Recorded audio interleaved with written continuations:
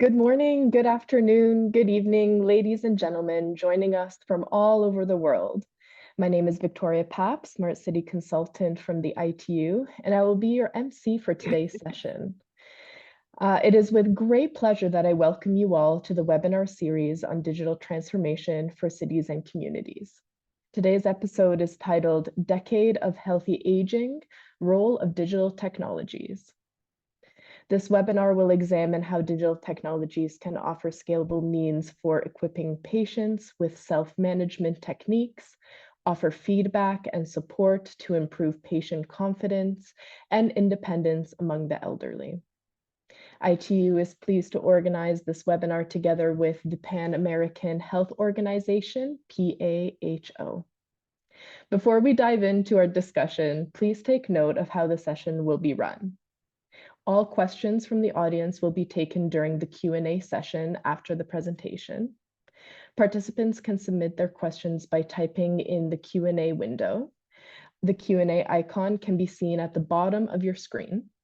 Please indicate the city and country you are connecting from. We'd love to hear from you all. The webinar is being recorded and the recording will be made available on the event website afterwards. And also, the presentations will be made available on the website as well. So to begin today's webinar, I would like to pass the floor to Seizo Ono-san, TSB Director, for the opening remarks. Over to you. Thank you. And Enrique Vega, Chief of the Life Course at the Pan American Health Organization, PAHO, colleagues and friends. And welcome to our discussion today. And thank you very much for joining us.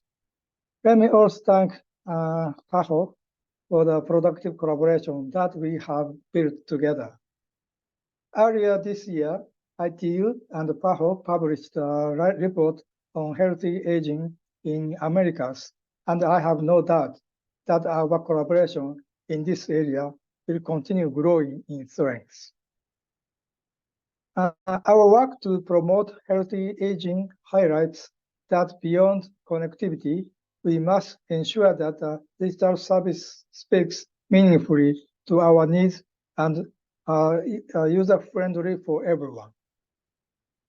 This understanding is fundamental to our work together with the World Health Organization, WHO. For example, last year, ITU and WHO published new standards to accessible telehealth services, recognizing that people with disabilities and elderly were finding that not all telehealth services could meet their specific needs. Meaningful connectivity is essential to full participation in modern life. This is an important guiding light for our work together at ITU.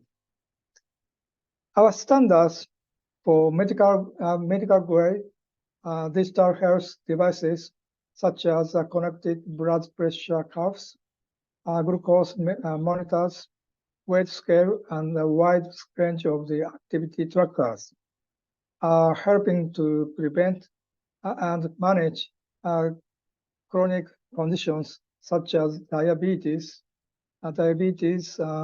hypertension, and heart disease.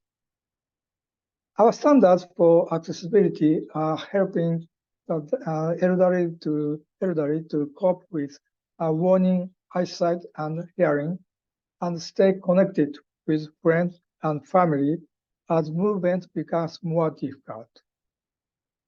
And to help AI and the trust of healthcare professionals, we are developing a benchmarking framework to help developers and the regulators certify IT AI solutions, as is done for medical equipment.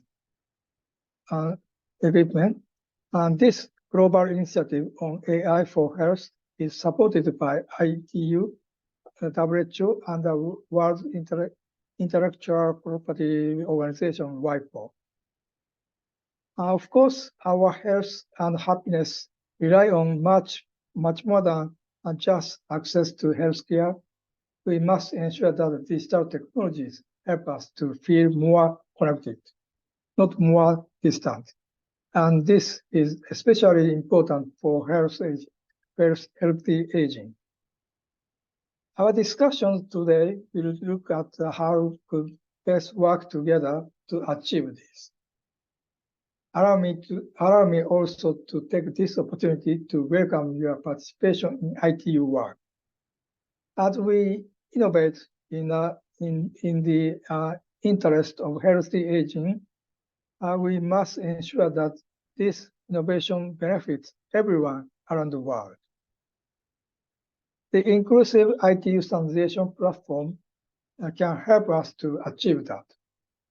International standardization helps us to share new technologies and their benefits worldwide. But impactful standards are the result of strong will to come together and build consensus on the way forward. We need your support. Thank you. Thank you very much. Thank you, Ono-san, for these remarks. They feed well into the presentations we have up ahead today. I would now like to pass the floor to Mr. Enrique Vega, Life Course Unit Chief from PAHO/WHO, who will deliver the opening remarks as well. Over to you. Thank you very much. Good morning, good afternoon, good evening to everyone. Thank you for the possibility to work with ITU dear Director Ono, and the rest of the group of the ITU that are involucrated in our collaboration. And for us, the partnership with ITU is very important in the celebration of the decade of the healthy aging. As we know, the decade of healthy aging has been opened a very important opportunity to collaboration with many actors that are involucrated in the process to try to guarantee that the next decade change the way that we see, act, and feel healthy aging. For us, the partnership of PAHO with ITU has been very important because we have identified a lot of field that we can contribute with our partnership to develop more capacity for the person to be part of the process of generate this healthy aging that we are looking for. As you know, the decade of healthy aging brings a new definition of healthy aging, and this is important because the definition change the way that we are relating health and defining health just for absence of disease. We got a new concept that relate healthy aging with the capacity to develop and sustain functional ability that give this older person the capacity to be and to do what they consider important for them. In this concept, a role of digital environment is key and will grow a lot in the next years. So for us, consider the digital environment as a component of the generation of the capacity, the generation of the functional ability of older people need to be considered as a key driver in the development of the decade of healthy aging. Reduce the gap in this area and increase the possibility that the digital environment enhance the capacity for older person to be and to do what they consider important for them will be the key. If you consider the four areas of the four major strategies areas of the decade, any of them, first one that look for that we change the way that we feel, think, and act around the older person and aging. The second one that promote the generation of friendly environment for older person. The third one that look for change the way that the health system and health service provide better and give a better approach to the need of older person and how we need to guarantee a very human right based long-term care service for people that are dependents of care and need this kind of service. All of them are very close related with the digital capacity. As director mentioned before, we need to identify and need to look for how we could approach better and try to put the digital service near and close, not only for the providers, but also for the older person that receive all the service and more these services are related to the digital capacity to get it in the good way. I'm sure that this kind of webinar will help us to identify areas that we can advance in the properly way and try to identify how we can, as an organization, bring better result to the decade and apply the concept of the decade not as a conceptual framework, but also as a practical approach. So thank you very much for the opportunity. We are in PAHO are very proud with our cooperation with ITU, and I wish you a very good webinar. Wonderful. Thank you so much for these insightful remarks. We greatly appreciate the collaboration with PAHO on this topic. We have a fantastic lineup of panelists today for this webinar, and I would like to encourage the audience to type in any and all questions you have for our panelists, and they will do their best to answer them during the Q&A session. So without further delay, I would like to pass the floor to the moderator, Ms. Patricia Morsch, Advisor of Healthy Aging at PAHO/WHO. Over to you, Patricia. Thank you so much, Victoria, and hello, everyone. Welcome. It is a pleasure to be the moderator of this webinar and have the chance to present such interesting strategies using technology to support healthy aging. I thank the colleagues from ITU for this opportunity, and I reiterate this important collaboration and this work that we've been doing together. It's very important towards healthy aging and for the implementation of the decade. Before starting our sessions of presentations on healthy aging on the digital age, I would like to again encourage our audience to send their questions, as we'll have time for questions and answers at the end of each presentation. So to start the session, I'll pass the floor to our first speaker, Ms. Roxana Widmer Iliescu, Senior Coordinator for Digital Inclusion from the ITU. Thank you very much, Patricia. Good morning, good evening, everyone.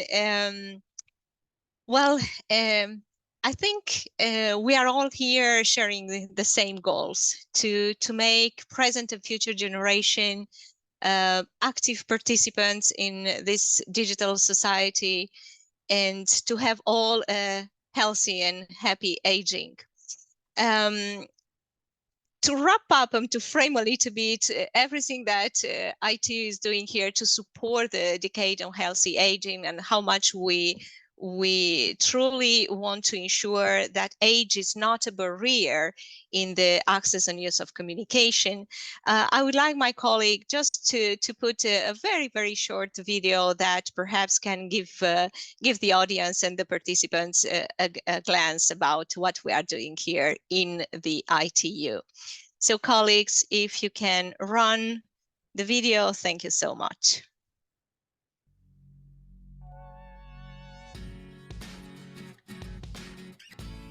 The world is digital, and its population is aging. For the first time in human evolution, people aged over 60 have outnumbered children under 5 years old, and are predicted to reach 2 billion by 2050. Older persons have always been an asset to their families, communities, and societies. Nevertheless, they're being perceived as a vulnerable group, dependent on younger generations. The digital world can, no doubt, enable older persons to participate and contribute to society, turning this misconception of vulnerable into valuable.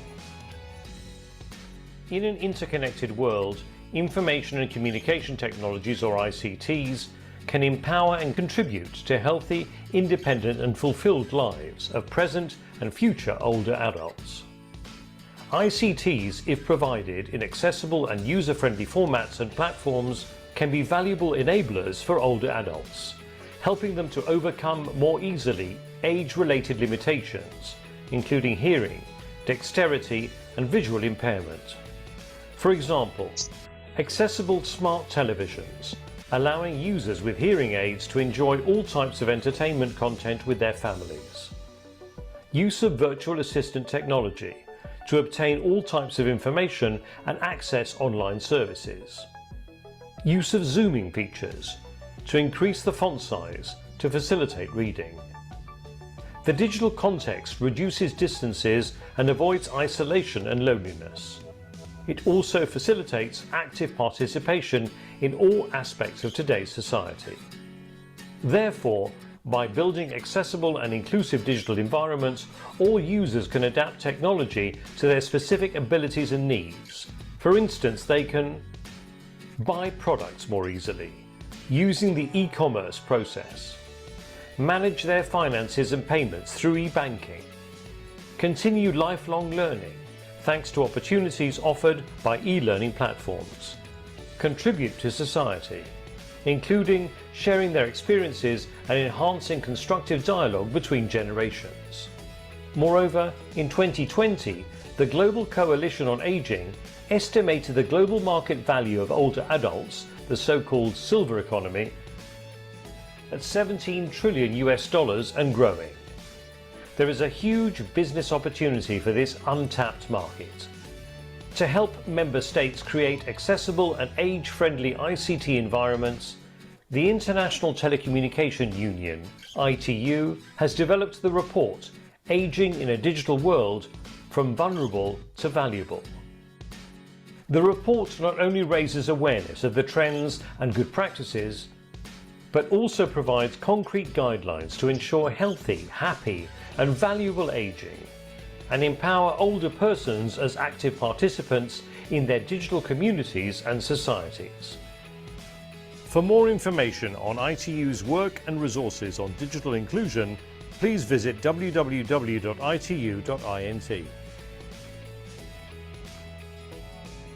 Thank you very much, colleagues. And let's try to make a little bit step back and please go to the next slide and talk a little bit about the fourth industrial revolution and what we are all living today. So we all know that technology impacts every aspect of our life, and that ICTs are truly valuable enabler in every day life. But perhaps what is not necessarily highlighted enough is that the right to communicate is a human right. And actually, the world goes from a offline to an online. And the rights that are currently offline should be the same in the online space. So with this in mind, I would like to go to the next slide and to show to you that in this context in which everything that's happening, and some of the things are happening and can impact our own lives, like emergency telecommunication, like health. It's truly very important to ensure that we include everyone, and regardless of age, gender, ability, or location.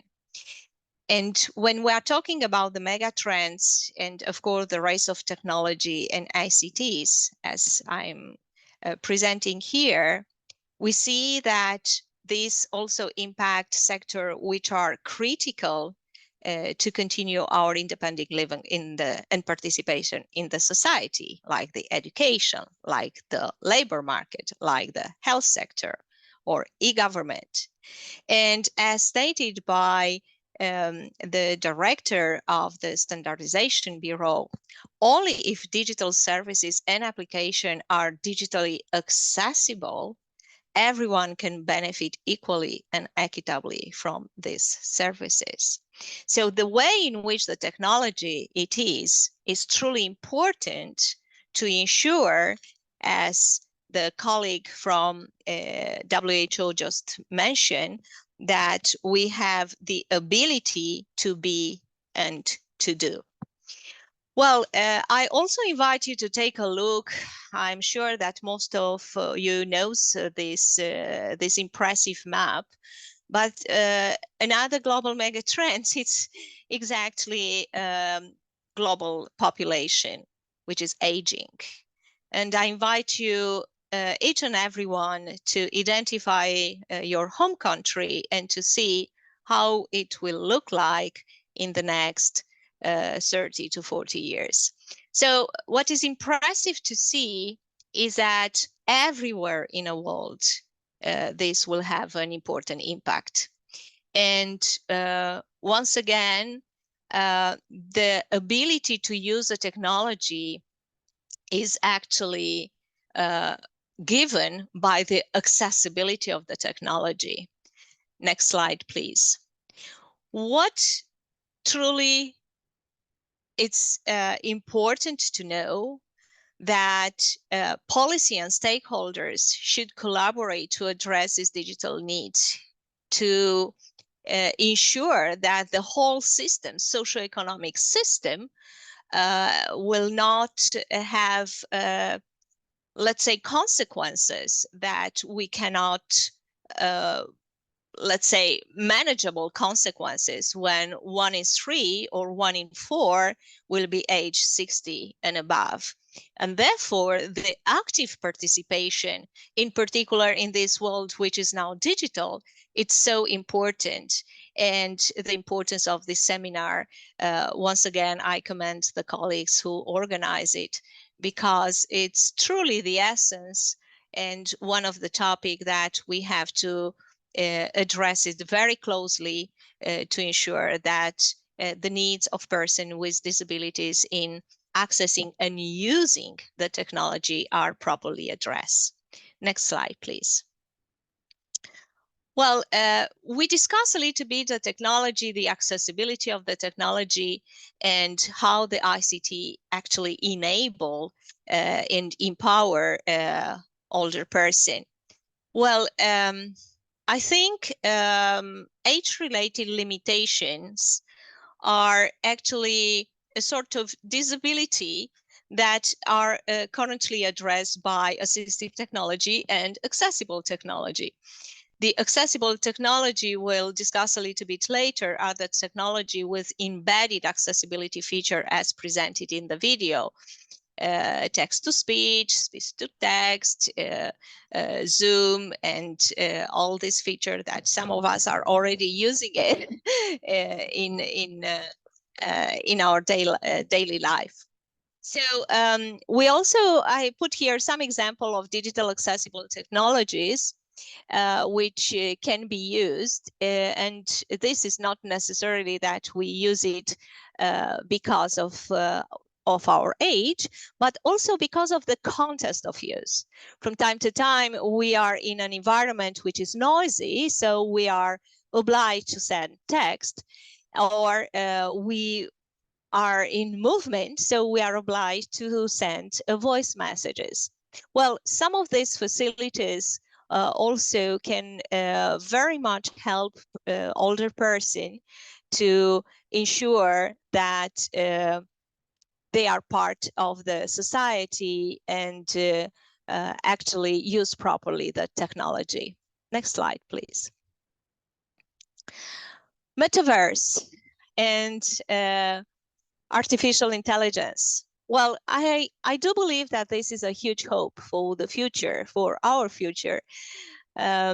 Why? Because some of the technology that currently are covered by the assistive technology perhaps can evolve more quickly in the environment that is from more technological. For me, the metaverse can also be a space that could be considered by from a medical perspective, in particular with regards solution to develop and to promote digital accessible products and services and environments to avoid loneliness, to entertain, and I do believe that it's something that in future perhaps we may also link a little bit more with the work that we are doing for older person.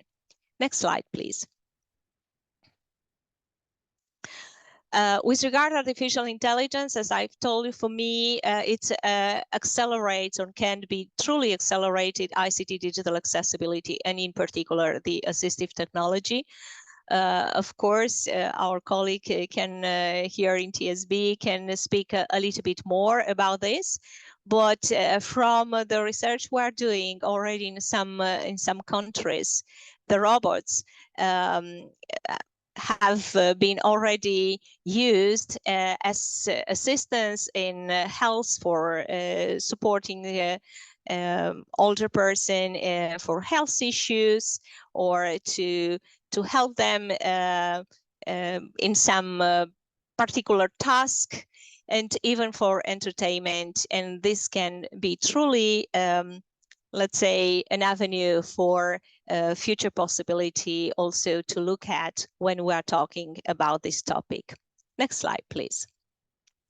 Well, let's just make a stop to see what does it mean digital inclusion for everybody, so also for persons with disabilities. There are 3 building blocks. Access, which is infrastructure, so the possibility to have internet. Then it's about affordability. And the affordability, it's also for the internet service, but also for the device. And the device, it's the one that is best adapted to our use, because most important is how the end user, the capability of the end user to use this device. And here is about accessibility. So the accessibility, it encompasses the accessible ICT, so an ICT that can be used by everyone with accessible feature embedded from the design. It's also about policies and standards and everything that policy and decision makers should encompass in their work.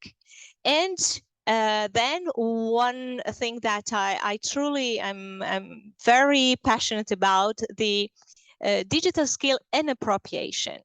So next slide.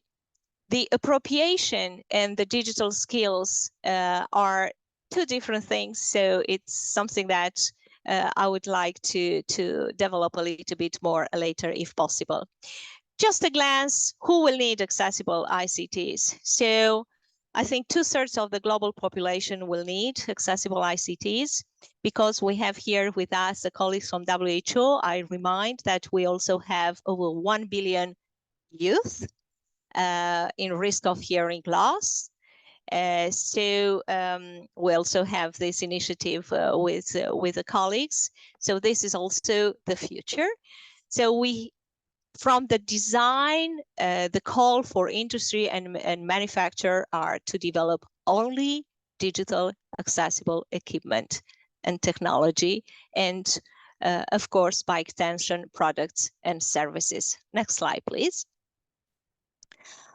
Well, returning to the digital skills, it's very important that capacity building be addressed properly.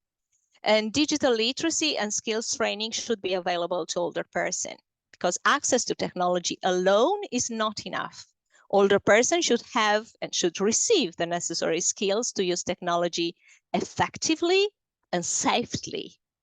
So the governments or organizations should invest in literacy program to ensure that older person can fully participate in the digital age with everything that this encompasses. And next slide, please.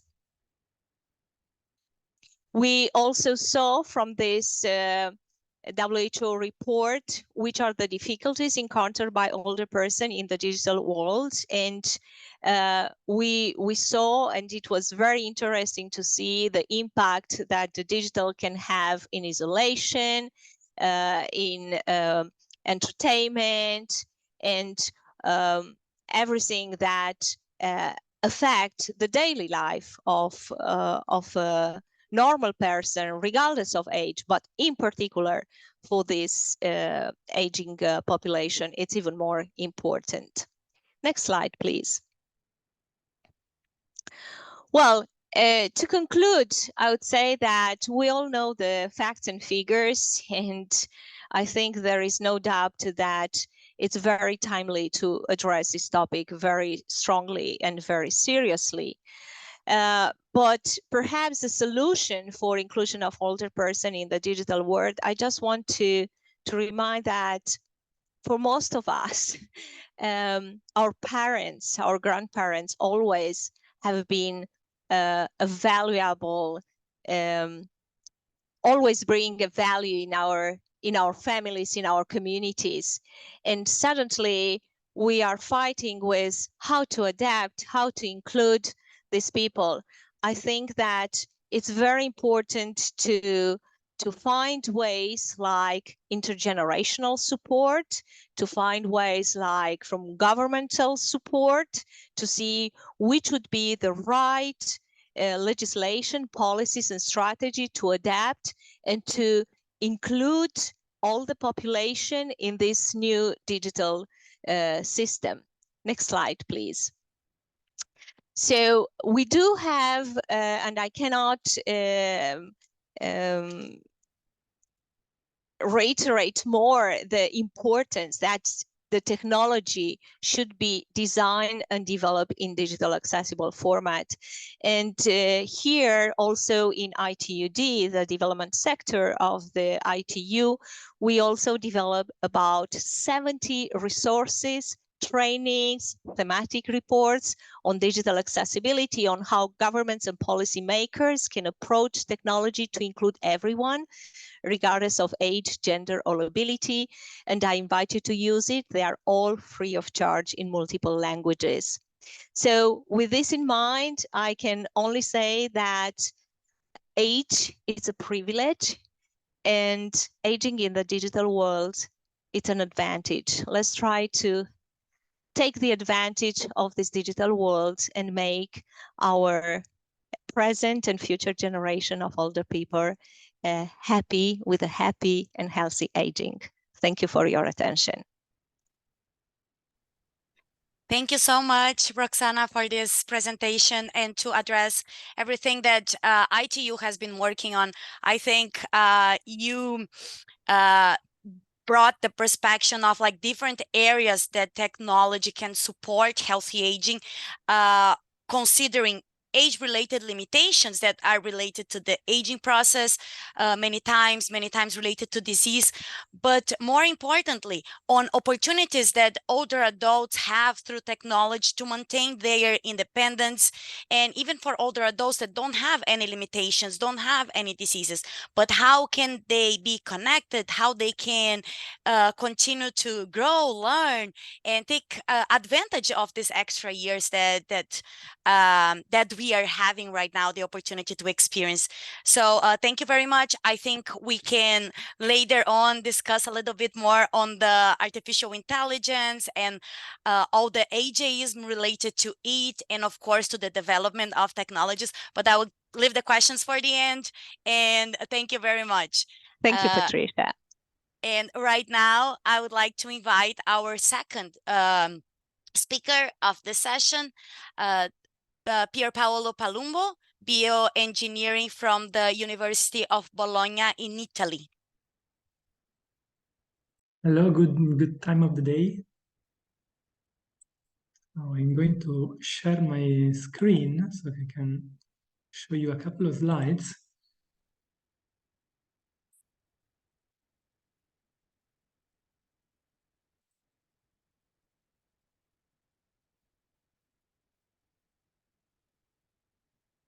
So first of all, thank you for inviting me in this wonderful webinar.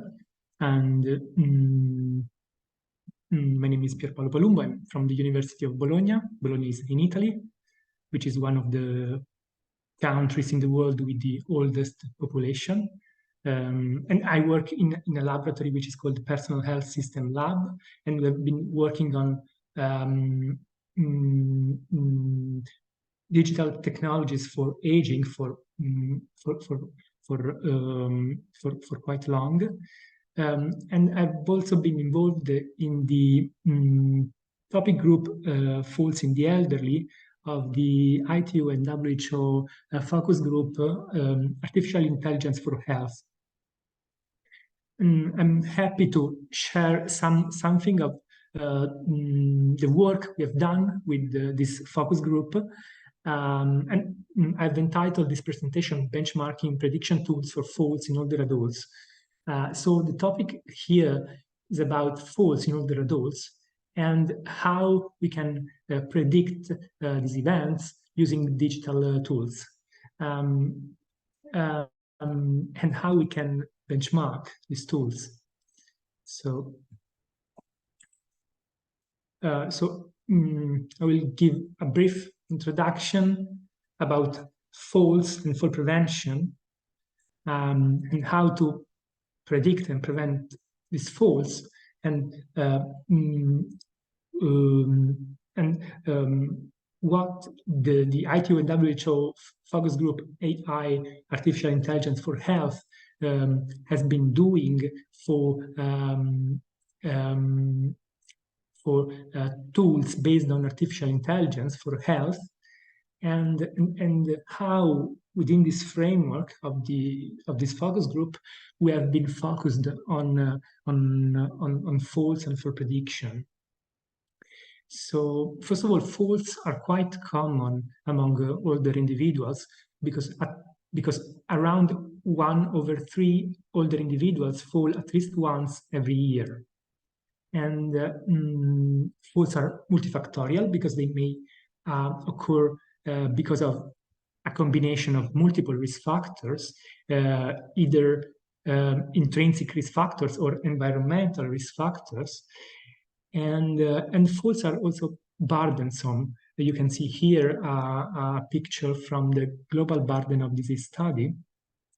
So basically, faults may cause fear of falling, so psychological consequences, but also physical consequences that may lead to loss of independence in activities of daily living, and even hospitalizations and death. We estimated that around 10% of falls among the elderly require medical attention, so they may lead to an admission to an emergency department or so. The good news is that faults are preventable. So we already have some preventive interventions which are able to prevent falls. So, and we estimate that they are able to reduce the risk of falling or the rate of falls of about 20–30%. Actually, these preventive interventions are generally target those at high risk of falling. So all the guidelines and all the authors in the literature convene that before addressing older individuals with the preventive interventions, it is good to understand who is at high risk of falling, so to target them, and who is at low risk of falling, and so who does not need an intervention. And so in order to perform this screening, so to stratify the population according to risk strata, we need fall prediction tools. And the literature is very ripe, is very rich of studies that talk about fall prediction tools.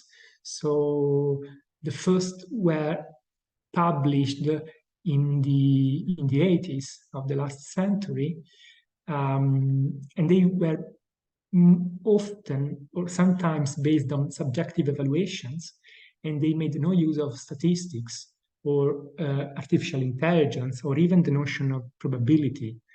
But now, this tool are very often used even now in clinical practice, while the literature now is focused on tools for predicting falls, which rely very much on digital technologies. For example, tools that are based on in wearable inertial sensors or other kind of sensors that are capable of measuring human motion, and so they can understand the balance of individual. So they are based on. So now we are developing as a scientific community. We are developing tools which rely on digital technologies like sensors and also machine learning and artificial intelligence. Because once you have all the recordings from the sensors, machine learning, artificial intelligence is the means you use for creating some risk scores out of these out of these signals. So here it's an example of a traditional tool, which is called the Time Up and Go test, which was developed in 1991. As simple as that, a person is sitting on a chair. He or she has to stand up, walk 3 meters, go back to the chair, and sit down. And the time to perform this test is used as a score for his or her balance and risk of falling. So the higher, the longer the time, the higher the risk of falling. And we know that many studies have validated this tool, and we know that its accuracy is not so high. So in order to increase the accuracy, here is another example of a very similar tool, but which is based on digital tools. So here is on the right, you can see the instrumented tag. So the instrumented timed up and go test. So the person has to perform the same task we said before, but wearing some sensors. For example, some inertial sensors, like the one we have on our smartphones. And from the sensors, we can extract some features and use these features to create a risk score, a full risk score. Many prototypes have been developed, but actually, in order to have, but we need much more. We need prototype are not sufficient because we don't know how much they are reliable, how much they can be transferred from one population, from one population to another population, from one laboratory to another, to another clinical laboratory or clinical practice. And so this is the current state of the art. Since these prototypes are not still reliable, they are not trusted by some scientific medical societies. For example, in late 2022, an international group of authors, of outstanding authors, have published in Age and Aging the global guidelines for falls in older adults, and they recommended to use a fall prediction tool, which is this decision tree you can see on the slides. So it's a very simple decision tree, which is not based on digital technologies, which is not based on data, which is not based on artificial intelligence. And so, but actually is based on clinical knowledge. So it very much resembles traditional tools rather than tools based on digital technologies. And we within our focus group, we commented these guidelines in light of what we know from as expert in technologies and digital technologies for older individuals. And for example, we highlighted the need to validate these tools and also to rely on what has been done so far on data and wearable sensors. And we have been doing this work within the framework of this focus group, which is called the focus group, as I mentioned, Artificial Intelligence for Health, which aims to establish a standardized assessment framework for the evaluation of artificial intelligence-based method for for health diagnosis, triage, and treatment decisions. So this is a focus group which has been active since July 2018, and which is going to stop its operation in September this year. And here there are many experts which work on methodological aspects and on clinical aspects, and they interact together. According to some, let's say, organizational schema. And we belong to this topic group FALS. We have considered that there are many systems based on artificial intelligence for falls that even predict falls or prevent falls. For example, there are false detectors or systems that control some devices like orthesis or prosthesis or wearable airbags. But we have decided to focus on fall prediction, and we have decided to focus on data validity and algorithmic validity out of many aspects that we could validate. And with this framework, we have decided to run what is called in the literature a systematic review and individual participant data meta-analysis, with the aim to understand what are the available data sets, what are the available algorithms and features to predict falls, and to test all these algorithms and all these features in all the available data sets. We have defined some specific, we have defined all the methodological aspects that we have registered on this website, which is called the Prospero, including inclusion and exclusion criteria, and how to evaluate the goodness of data, the data quality, and the quality of the algorithms, and how to do that without, of course, breaching privacy law. So how can we share individual participant data without, while being compliant with the ethical constraints?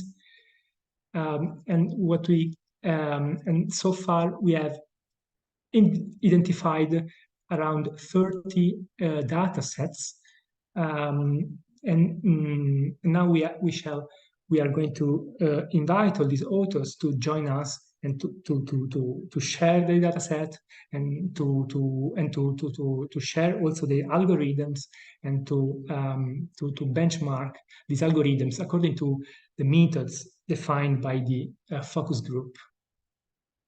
What can we say very shortly is that there are many models, that most of them have been validated, but within their same data set. I don't want to be too technical, but no one has been validated externally, so we cannot rely on any of them, because we cannot say how much their accuracy remains stable while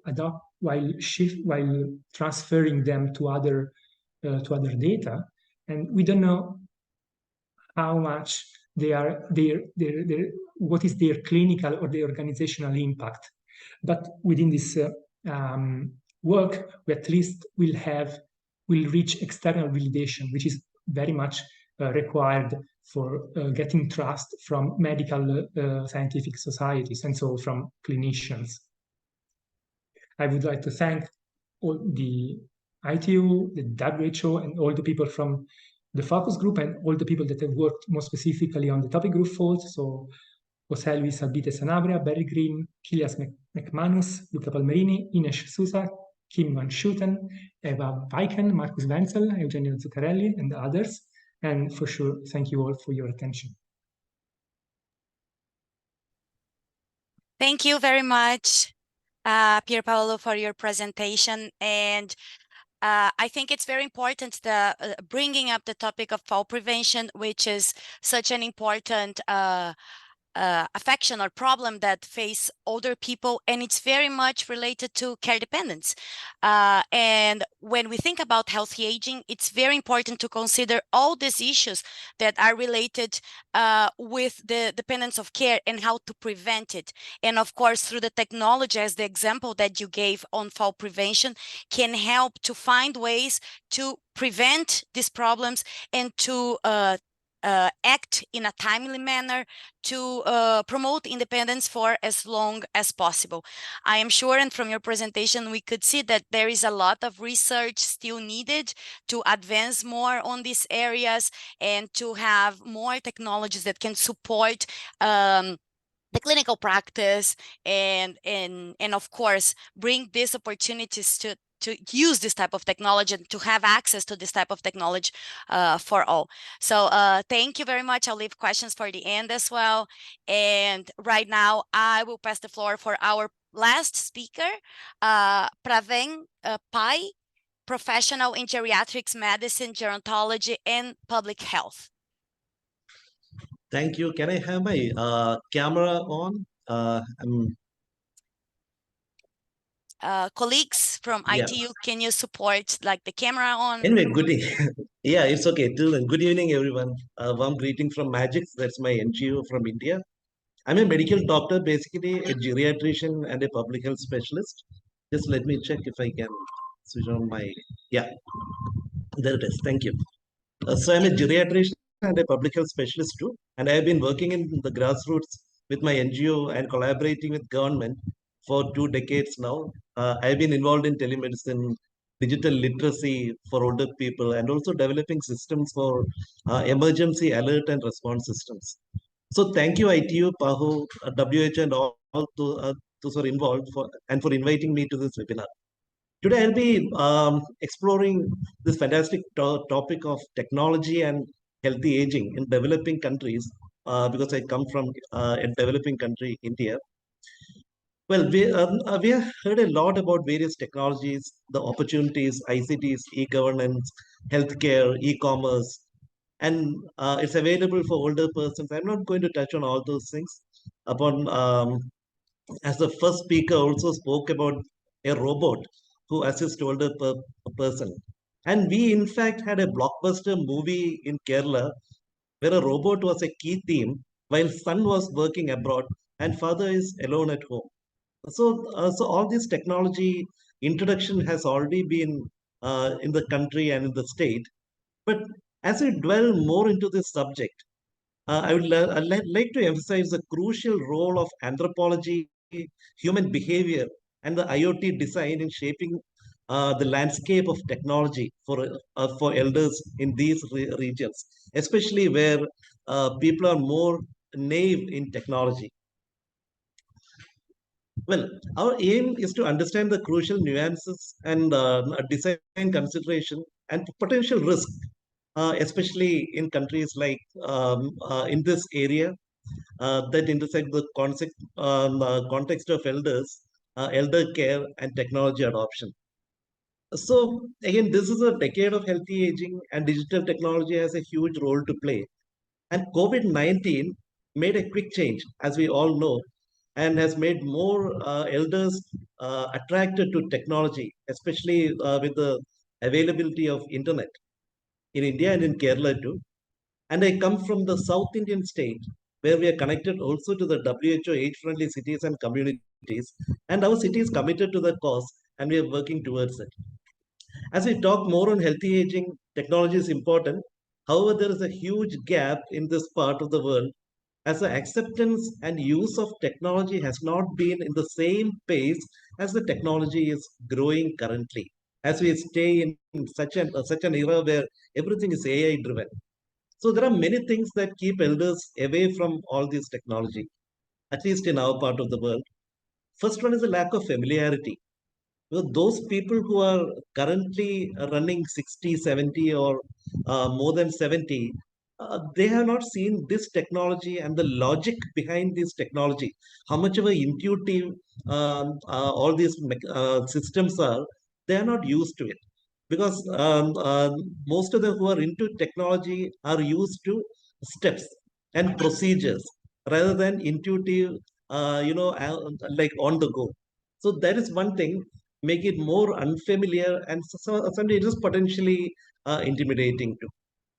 The rapid pace of technological advancement can also lead to a sense of being left behind. People may think like all these technologies are ageistic.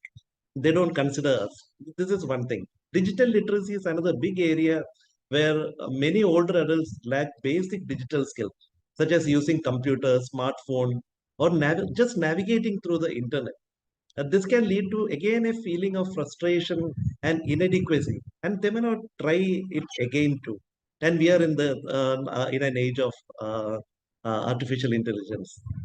So physical challenges are there, of course. Age-related limitations are there, and most of the smartphones or most of the phone, people don't use feature phones anymore over here. And the small screens, touch interfaces, small button, these all can pose challenges, especially for touch screens when somebody have a movement disorder, Parkinson's, or somebody who is slow in doing things. So again, another big issue would be something like a perceived irrelevance. Some older persons may feel that the technology is relevant for their life at all because they have been living 50, 60 years without all these things and they can get along with it. Especially when they believe it doesn't address their immediate needs. Their immediate needs are not addressed with the technology most of the time. Especially they may feel that this technology may fail in real crisis, especially when we talk about emergency alert and SOS button. They have seen many a times there's a server error, server breakdown, connectivity issue, and some transaction being failed, and a lot of confusion. So especially when they experience all these things, especially poor internet connectivity and all, they may also feel it's irrelevant. And of course, the privacy concern. And almost all older people, most of them, there is a big problem of resistance to change. They have lived a life without technology, or without all these technology, what we have currently. So there is a challenge again, which require a lot of training and literacy. Also, negative stereotype is another huge issue. The societal stereotype and the media portrays the older adult as technologically inept, and this can actually reinforce their self-doubt and discourage them to explore technology. So we need to fight ageism before these tools are made available. So hence, understanding of anthropology is more important. That's the main point of my whole presentation today. In a developing country context, the intersection of technology and healthy aging is a complex and multifaceted issue. Anthropology and human behavior play a very significant role in shaping the access and acceptance of whatever technology that is available and whatever technology we make for older people in these settings. And additionally, the design of IoT devices can have a substantial impact on how technology is integrated into the lives of elders. Let me break this quickly because of short of time into three quick, roughly into three areas where one can be on anthropology, and the second is the design and its influence, and of course there is a research component to it. So anthropology is a cultural context. Sometimes in a rural community where traditional, I'm just giving an example in healthcare, being a doctor and in telemedicine and all. In a rural community where traditional herbal remedies may be highly valued, and most of the technology intervention what we have are based on modern medicine, and most of the devices and all the platforms are based on modern medicine. And those doctors practicing traditional medicine are not involved or aligned into the mainstream. So it can create some mistrust or distancing from the current technology, whichever we offer them. And then, of course, it is the interpersonal relationship. And research could focus on how older adults in close-knit communities can use technology also to maintain the connections with the family members who have migrated to urban areas for work.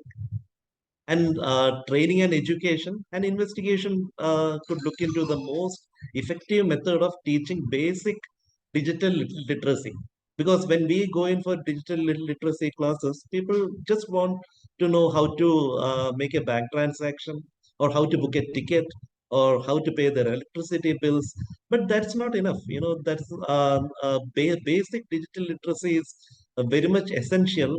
Basic computer skill is very much essential to understand how the current technology works and how the intuitive interface work. Unless that logic is being given, they won't be able to do utilize a technology platform. They may be able to book a bill or pay or say make a transaction, but if they go into another app, they may not be able to do it. So again, that's why the IoT design and it has got a lot of influence, especially in the usability, its accessibility, privacy and security part, and of course, the customizability also. For example, designing a tablet with adjustable font size, it's already there. It's already there, but there is no good awareness or training which is accessible so that somebody can buy a tablet or a phone and adjust the font size, the color scheme, or the app layout, or to tailor the device to their visual and cognitive preference. So that part is missing. So we have everything there. All the accessibility features are there, but nobody knows whether how to access the accessibility features. So a lot of research is required. So if not regulated, IoTs and technology can also pose various risks, especially in a scenario which we have, like that financial exploitation is a big issue, and the phishing and social engineering. There can be hacking and manipulation. For instance, well, somebody maybe they can understand the current sleep pattern with the IoT hacking an IoT device or an emergency alert response system. Understand the sleep pattern of a person and what they are doing at the current moment, and all the home environment before somebody could break, enter, and commit a crime. It is scary. So all these things has to be taken into account. And keeping this in mind, let me conclude by saying what we plan to do and how we go ahead while we are being more age-friendly in Kerala, and what we do here. So coming to a generation where the technology naive, we need to handle them to bridge the gap from the very basics. And Kerala state currently has 16.5% of its population above 60, and the role of NGOs for older person and the older persons in forums are also very important. So we have made several elders club and social media groups within them, and this has also emerged during the COVID-19 to cope up with lockdowns. And of course, local community leaders' involvement is very important in fighting ageism and handholding them to accept the technology and making best use of it. We do have University of Third Age computer classes where colleges are offering the computer lab for elders, where students become the teachers and the teachers become the mentors and older people become the students. So it's an intergenerational transaction, learning, community building. And of course, we have developed a very good community-based personal emergency response system. It's not agency-based. So any emergency response, it's emergency alert, the response comes from the immediate neighborhood. That's how it is networked.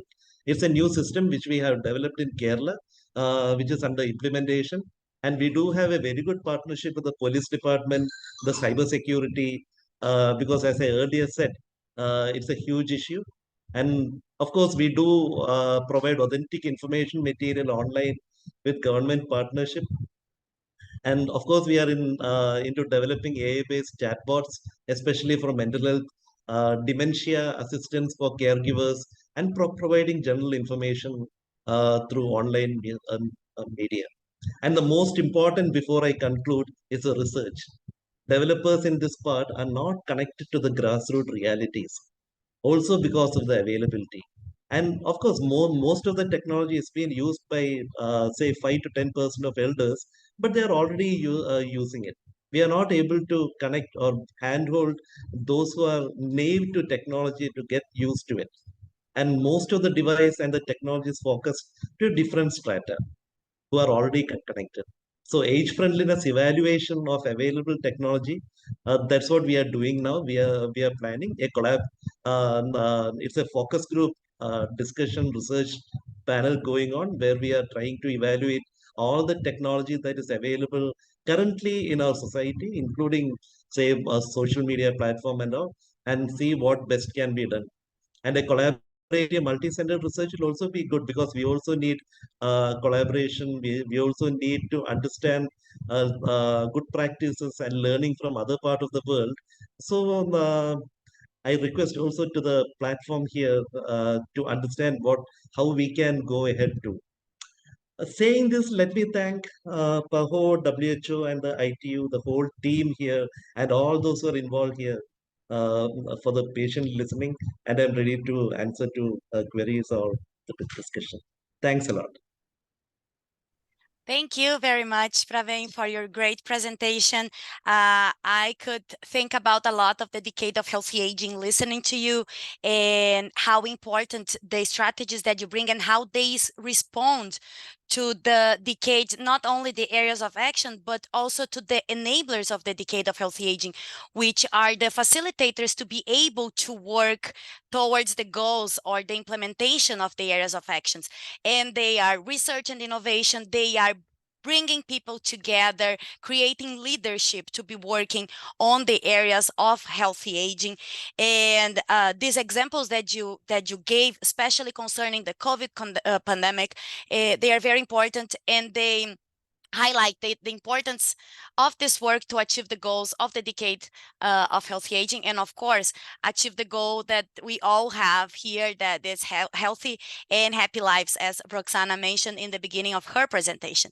So right now I would like to ask the other presenters, Roxana and Pier Paolo, to join us in this final discussions for questions and answers.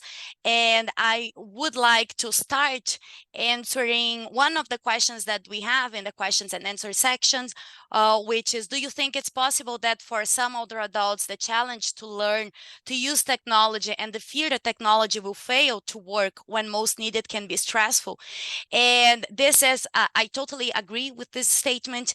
And recently, WHO and other UN agencies published global report on ageism, and one of the findings of the report concerning use of technology is that when older adults don't trust that they can use technology, or they don't have this self belief that they can master technology, they're going to avoid it at all. They're not going to ask for help to learn, and they are going to still believe that they cannot use it. So this is something that we have to work through the areas of combating ageism and all this, again, that bringing back to the presentation of Praveen, that he mentioned about the stereotypes on the media, for example, that creates this self-doubt on older adults. This is very, very important. And I think, of course, first of all, working towards combating ageism and all these stereotypes, but also being able to explain the usefulness and how the technology can be helpful in the different areas. Like when it's understanding it, the understanding of the usefulness and how it can be helpful on the day-to-day life. It can help on the on learning and the interest on learning it. And from there, I would like to ask a question to Roxana on how older adults are included and viewed in our increasingly digital world, and how our social structures that enforce ageism are represented on artificial intelligence systems. Thank you, Patricia. And I cannot agree more with you also with regards to the first question. And just for the finding of our work here in ITU, I just want to complement, if I may, a little bit of the perceived complexity that sometimes because of the multitude of features and fast updates in the technology, and just to make a call here to the industry and manufacturers to reconsider this rapid evolution with new version of the same change model, just to say it's a new version, that this can be truly a challenge in particular for older person. And with regards to your question, the integration of older adults into our increasing digital world, especially in a wake of COVID-19 pandemic, as it was indicated in the question, it's a multifaceted issue that intervene social attitudes, technological advancement, but also systematic bias. So in brief, I would say that first, the digital inclusion as presented previously, it's about access, about digital literacy, and well, about health and disability, because cognitive decline and vision problems and other health issues can make navigating digital space harder. With regard to digital literacy, I would say that beyond access, there is an issue of familiarity and comfort in using the technology, and many older adults find it challenging to adapt to the new technology, as I say, especially without a proper training or support. And once again, a kind call to all policy and decision makers to adapt their training to the end user needs, capabilities, and all this. And with regards access, the digital divide, it's stark for many adults, particularly those from low-income backgrounds. So the lack of access of technology or high-speed internet hinder their ability to participate in digital society. And here, as presented in this pyramid, I will also reiterate affordability, because this is something that is not, because even if the high speed is there, everything is there, if I don't have the financial means and possibilities to pay for this internet access or for the device, again, it's a huge barrier. And to also very quickly, I will put a little bit some accent on ages and AI systems. I'm not a technical, so I let my colleagues to complement, but from our side, data bias, design bias, and reinforcing stereotypes, are key issues to look when we came to ages and AI systems. I also want to conclude that the social structure and ages, like media representation and economic forces, these are also issues that perhaps we may wish to consider in future. And as possible solution to conclude with some positive things, I will put inclusive design, enable older adults in the design and testing of the new technology. We'll say again, education, provide resources and training for other adults to improve this digital literacy, and awareness. So raise awareness about ages in tech sector and promote the benefits of intergenerational collaboration. I hope this encompasses a little bit some thoughts for these questions. Thank you very much, Roxana, and I totally agree. And just bringing the topic of ageism and the ways to combat it on this positive view, I think we mentioned many times here that, and especially in the presentation of Dr. Praveen on the educational strategies and the intergenerational strategies, they are all ways to combat ageism, and of course, policy and law. So we need everybody to work together to have the accessibility, to have like this these goals achieved. And so bringing the topic again on artificial intelligence, I don't know if Pier Paolo would like to add something to Roxana's answer, but I would also like to ask about the age-related bias in artificial intelligence and digital systems. And if in this group that you presented from WHO, if you ever concern and talk about this age-related bias when discussing artificial intelligence. Yes, I agree with, I fully understand the participants, and when they report these concerns about possible biases, and I agree with what Roxana said about the need for inclusive design. So as researchers, for example, we must work, we can only work in a good way when we work with the end users, so with the older adults, together with also I mean, when we are able to work all together, data scientists, geriatricians, medical doctors, older adults, but also policymakers, so regulators, and so on. So I think inclusive design, first of all, is a keyword to keep in mind. Regarding bias in data, I think yes, there's this risk, and actually it's a matter of fact that the data in the literature are not equally representative of all the possible populations or subpopulations. So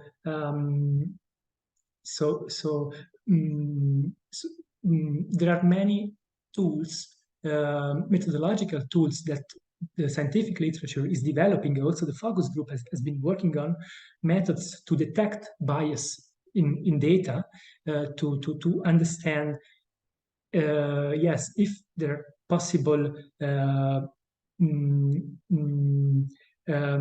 yes, factors that may benefit one group of individuals, but at the expense of another group. For example, indeed, there's this risk for older adults, but even looking closer at older adults, we know that older adults in Europe are not alike, are not the same of older adults in China or in Australia or in Africa, and so on. And we know that the literature is biased indeed, is biased. Underdeveloped countries are still underrepresented in all the data available in the scientific literature. And even looking just at one population of about one country, there may be other subpopulation that we always risk to forget. When we run a study about older adults, we may exclude, for example, people with dementia for some organizational constraints. So yes, there's this risk. Luckily, we have the methodological tools to detect this bias, and so we must work to use these tools and to reduce or even eliminate this bias. Yes. Thank you very much, and I totally agree. And I think the bias is, again, it's walking together with all the ageism that we have in our society. And yeah, the heterogeneity is something very, very important to highlight, and not only in the different countries, but inside the different populations of older adults in Europe or in the United States or in Latin America or anywhere. Like, they are going to be, the group is very different inside of the group. So it's very important to have this heterogeneity in mind when we are working with other people and towards like healthy aging. And I will have time for one last question, and I would address to Praveen.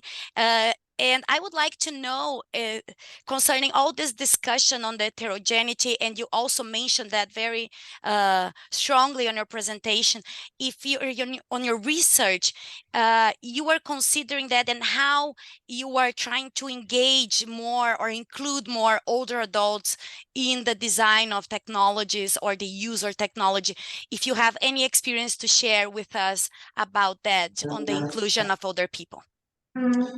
Well, initially, we are actually doing a lot of focus group discussions, especially with the colleges here, where we encourage local older people who are native to technology. Who are native to technology, they are taught how, just for example, how to turn on a computer, and what are the opportunities they get, and what are their concerns. That is a research which we are currently doing. And basically, what we found was, the basic concept of the logic of the newer technologies is not there, because that generation whom we are discussing now, what I see, they have learned how to go procedurally, because step by step, if you go to book a ticket in a railway station, first you identify where the platform is, or where the ticket is available, then you pay that step by step. But that doesn't work in the technology what we have, in none of the, because it's all intuitive. You should know where all each things are. For menu, the three dots or the three small lines, that's a menu. Then there's a home page. The word home, it doesn't have any meaning with the local language which we have here. It doesn't mean anything.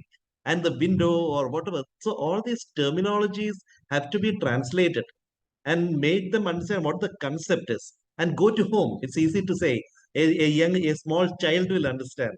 But a generation which has gone through that's why I'm telling, anthropology is very important, the behavior. So unless we understand, the training modules for them has to be developed. And that's what we are trying to do. And we have this program in Kochi, which is going on with colleges, where that's why I told you, it's an intergenerational activity where youngsters also who are into technology will understand what the challenges are, or how to, because most of them have got older people, grandparents in their house, so they can teach them.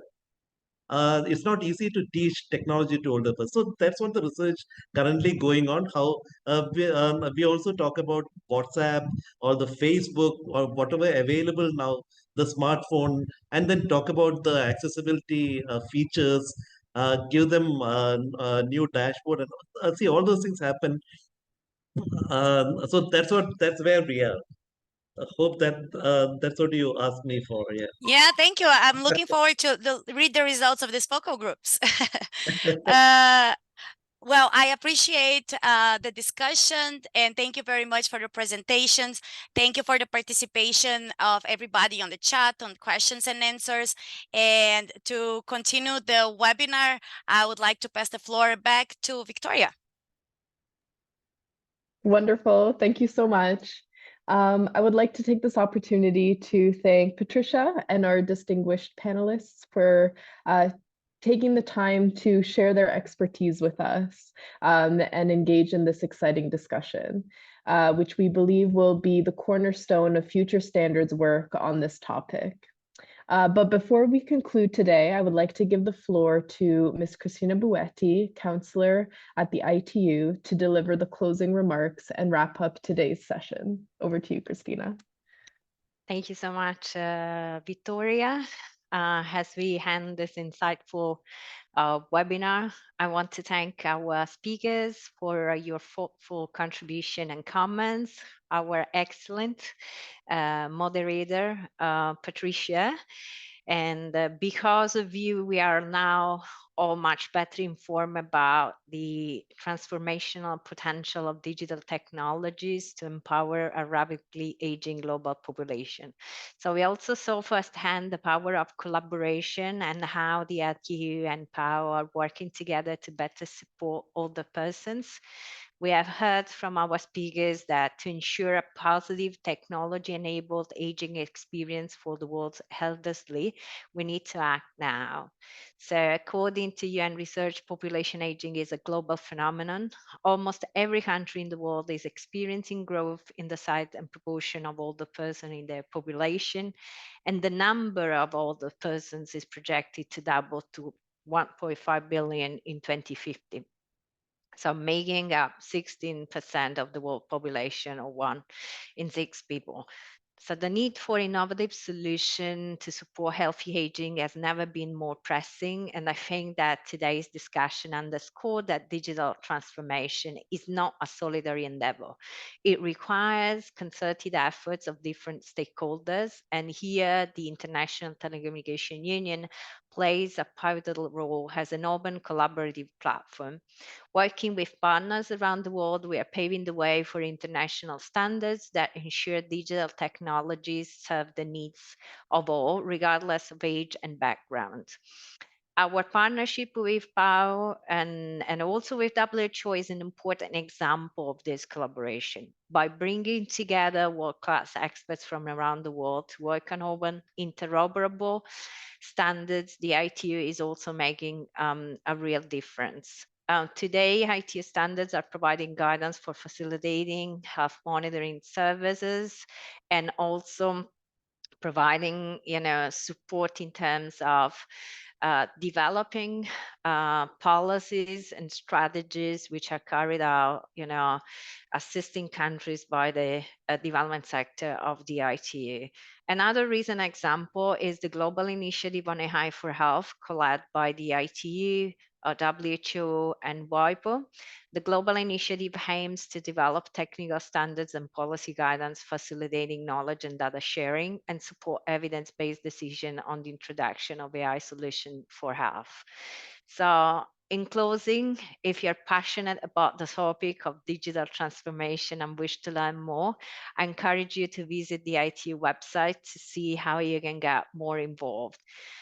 The ITU and its partners have a range of initiatives which are open to all. Those include, for example, the ITU focus group on metaverse, which is working to shape an open, interoperable, and human-centric metaverse, as well as our digital transformation webinar series. On a last note, on a personal note, I would like to thank the team behind the organization of this webinar that does a fantastic job, all the colleagues, Lena Mitely, my colleague Roxana, that as usual, shares information on the excellent work which is carried out on, on this topic, and of course, all the participants that contributed with the various questions and, and the speakers and moderators to ensure that this webinar, will certainly make an impact and contribute to the worldwide discussion on this topic. And thank you once again for joining us today, and I look forward to seeing you at our future webinars. So the webinar is now closed. Thank you.